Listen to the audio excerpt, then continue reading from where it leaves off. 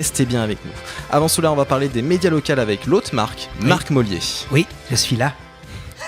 Des ondes Vocast, l'actu débat. Les audiences détaillées par ville, département et région. Médiamétrie nomme cette étude les médias locaux. Alors ces chiffres ne sont pas dévoilés publiquement, donc tout ce que nous allons donner comme information sont des infos que vous pourrez retrouver sur le net, sur des forums comme Radio Actu, les communiqués des radios, ou bien même la Lettre Pro, qui a d'ailleurs réalisé un article résumant très bien ces résultats. Oui, alors c'est toujours le moment de stress du mois de juillet pour tous ceux qui travaillent en radio, la montée d'adrénaline à 14h de la journée fatidique avec les chiffres qui arrivent comme quand on vient de recevoir une note du bac. Ça vous rappelle des souvenirs tous les deux certainement. Oui. Voilà, alors quelques chiffres récupérés de ci de là sur les forums et sur les sites internet des radios nous donnent la tendance et nous confirment déjà que la radio reste un média apprécié des Français. Ça c'est bien. Ça fait plaisir.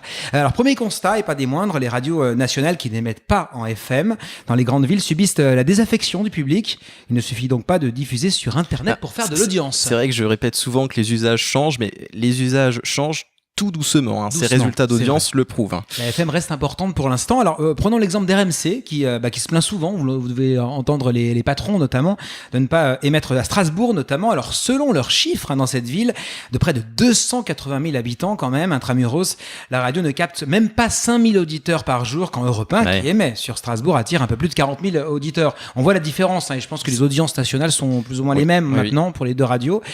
Toujours pour cette même ville, on peut dire aussi que RTL2, qui n'a pas d'émetteur non plus sur Strasbourg, à moins de 1000 auditeurs par jour. C'est pas beaucoup pour Strasbourg, alors qu'RFM, qui est une historique là-bas, 70 000 auditeurs par jour. C'est quand même un grand écart. Alors, tu as parlé de Strasbourg, mais qu'est-ce qui t'a marqué dans les plus grandes villes Alors, j'ai fouillé sur Internet. Moi, je suis comme ça. Je fouille, vous savez. C'est un passionné, pour les historiques de catégorie B, certaines tirent bien leur jeu. C'est vrai, à Lyon, par exemple, Radio Scoop continue de battre Énergie, malgré les efforts de la radio parisienne pour inverser les tendances. On a eu 2 animateurs en local par moment sur Lyon pour contrer Scoop. Ça n'a pas marché.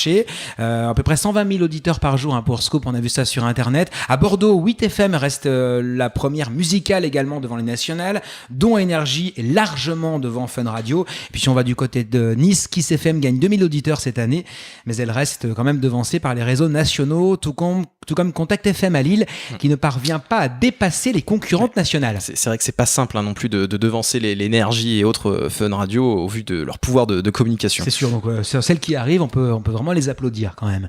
Puis alors des chiffres, il y en a plein d'autres sur Internet, on va pas trop en rajouter. Peut-être qu'Anthony, tu as quelque chose de particulier de noter pour les audiences. Moi, j'aimerais juste que tu me parles de Radio Pénard Skyrock. À Béziers. Alors pour moi, j'adore cette radio.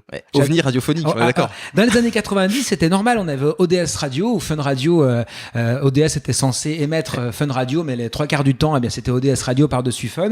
Là, Radio Pénard Skyrock, on a quasiment, 10, 12, 20, non, 10 ou au moins 15 heures de programme, plus même, local. Et puis le reste, la nuit, c'est Skyrock. Et ça marche bien. Je crois que les audiences sont plutôt sympathiques et c'est pas du tout Skyrock, mais ça marche quand même sur Béziers.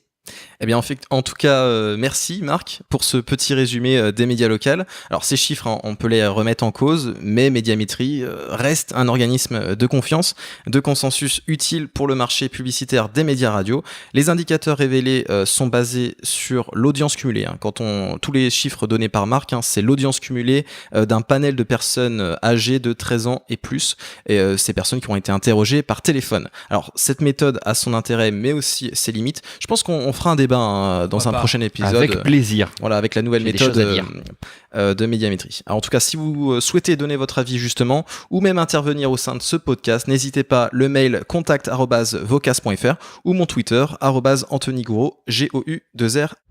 Des ondes Vocast.